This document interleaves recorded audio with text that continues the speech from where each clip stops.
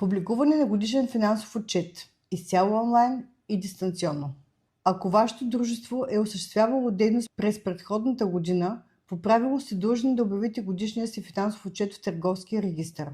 Срокът за това е до 30 септември на текущата година. За публикуването обичайно са необходими заявления по образец Г2, годишен финансов отчет, решение на компетентния орган за приемането му, декларация по образец и при необходимост пълномощно. Адвокатът е едно от лицата, които законът изрично овластява да подадат тези документи вместо вас. Ако срокът е пропуснат, могат да бъдат наложени санкции както на дружеството, така и на управителя. Дори да сте пропуснал срока, колкото по-бързо бъде подаден отчетът, толкова по-добре за вас. Тази услуга може да бъде извършена изцяло дистанционно и онлайн, независимо къде се намирате.